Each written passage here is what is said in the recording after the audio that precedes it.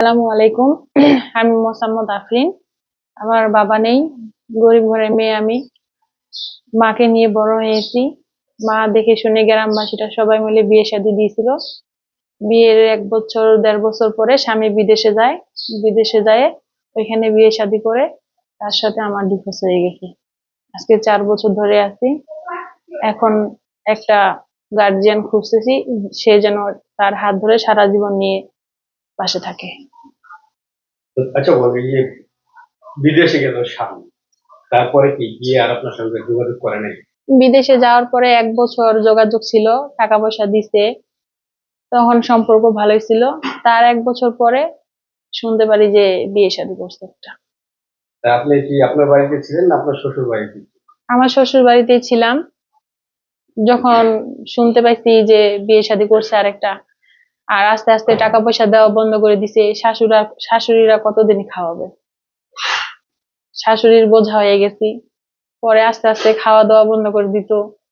খাইতে গেলে বলতো যে মরণের খাওয়া খাইস, এমনি কামাই করে খা, স্বামীর মাথাটা তো খাইছিস, নানান ধরনের নানান বাজে কথা বলতো। আপনার পরিবারে কে কে আছে? আমার পরিবারে বাবা নেই, বাবাকে ছোটবেলায় হারাইছি। মা আছে, মাকে নিয়ে আছি। মাকে নিয়ে আছে? জি। আপনার ভাই বোন? নাই কেউ। বোন আসছিল একটা, বোনটাও মারা গেছে। ডেলিভারির সময় বোনটা মারা গেছে।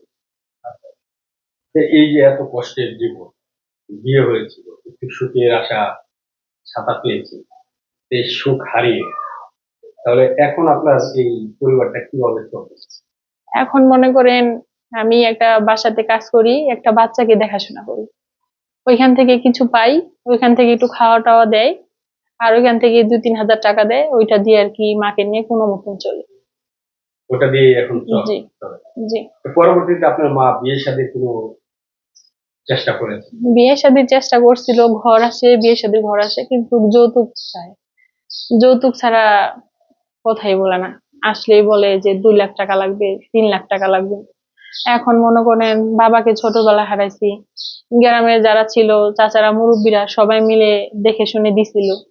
ওইখানে তো আমার কপালটা পুড়ে গেল, সংসারটা হইলো না। পরে বর্তমানে মাকে নিয়ে আসি।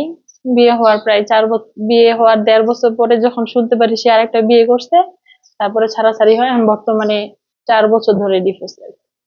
এই 4 বছরে আপনার কারো প্রেমে পড়েছে? জি না।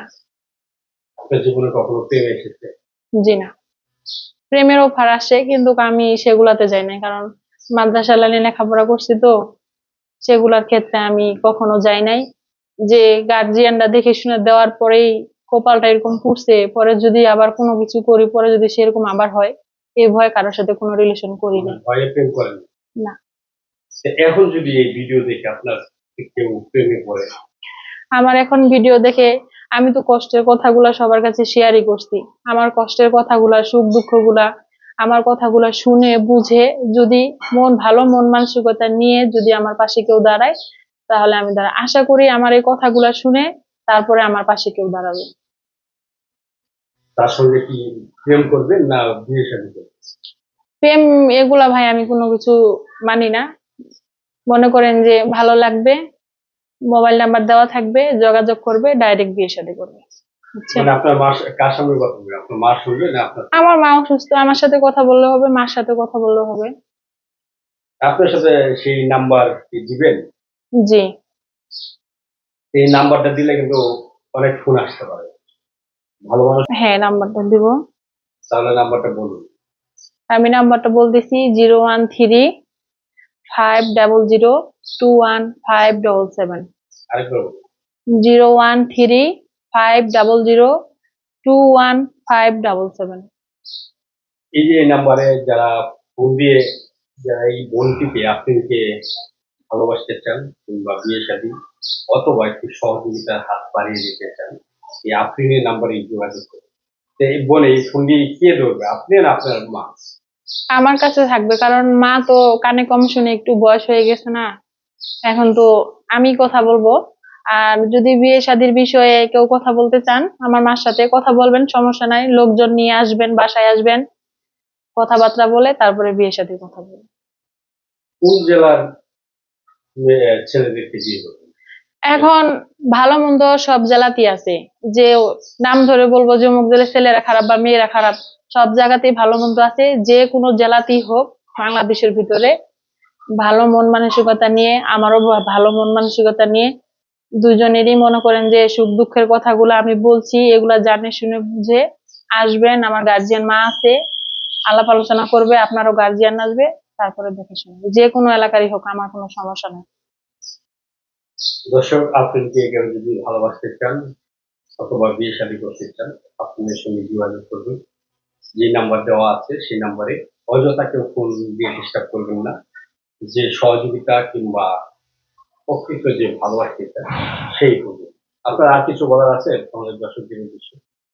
আমি একটা কথাই বলি, আমি অনেক বিপদে পড়ে আপনাদের ক্যামেরার সামনে আসছি। একটা মেয়ে কখনোই ক্যামেরার সামনে সহজে নিজের মান সম্মান নিয়ে আসে না। আমি অনেক বিপদে পড়ে আসছি। আমার এই বিপদের হাতটা যদি আপনারা কেউ ধরে রাখেন তাহলে আমি আলহামদুলিল্লাহ। আমি চাই না যে একবার আমার এই হাত ধরে মাঝপথে নিয়ে ছাড়ে দিতে, যেন নেক্সট টাইমে আমার এই হাত আবার মাঝপথে নিয়ে ছাড়ে দেয়। আমি এই আশা করে এখানে আসছি। যদি আমার ভালো মন মানসিকতা নিয়ে কেউ আমাকে সাহায্য সহযোগিতা করে আমার সারা জীবনের পাশে থাকে, আমি এটাই বলতে চাই।